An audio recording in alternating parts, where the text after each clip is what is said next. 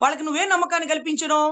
రావడం రావడం సింగిల్ గా వస్తే అరే బాబు ఒంటరిగా వచ్చినాడయ్యా, కష్టం అనిష్టం మనం నిలబడాలా, లేకపోతే ఒంటరోడు అయిపోతాడు, మనల్ని నమ్ముకునే కదా వచ్చిందయ్యా, మనల్ని నమ్ముకునే కదా అనే ఒక ఆవేదన బాధ మాలో ఉంటది.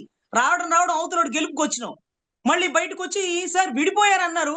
ఒక క్లారిటీ చెప్పండి. నిన్న దాసరాము గారు కూడా అదే అన్నారు, ఉమ్. విడిపోయారని జనాలకు చెప్తున్నారే కానీ విడిపోలేదు. వాళ్ళ ఒక వ్యూహం ద్వారానే విడిగా వెళ్ళారు, విడిగా వెళ్ళారు, అవును, విడిగా విడిపోలా వెళ్ళారు, విడిగా వెళ్ళారు. విడిపోలేదు. విడిగా వెళ్ళారు. ఆ విడిగా అది వెళ్ళింది కూడా, విడిగా వెళ్ళిన తర్వాత కూడా 2019లో ఆయన ఒంటరిగా అయితే పోటీ చేయలేదు. అప్పుడు కూడా వామపక్షాలు బీఎస్పీ పార్టీతో జత చేరే పోటీ చేసిన పరిస్థితి.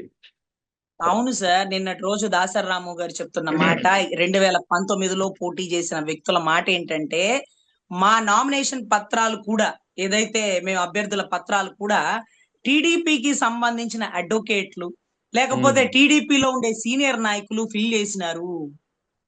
మా టికెట్లు ఎవరెవరికి ఇవ్వాలో కూడా వాళ్లే నిర్ధారించారు.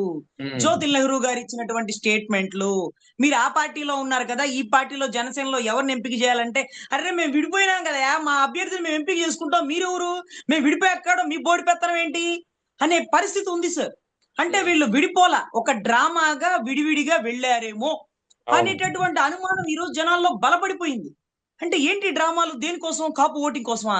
కాసేపు విడిగా వెళ్తారు, కాసేపు కలిసి వస్తారు, లేకపోతే మేము చెప్పిన వాళ్ళకి మీ ఓటు వేయాలంటారు, మీరు నా మాటే వినాలంటారు, నా మాటే శాసనం అంటారు, నాకు ఎదురు చెప్పడానికి వీల్లేదంటారు, నాతో వచ్చే వాళ్ళు నా వాళ్ళు అంటారు, నన్ను శంకించే వాళ్ళు నా వాళ్ళు కాదంటారు. అన్ని మీ మాటలే, అన్ని మీ మాటలే.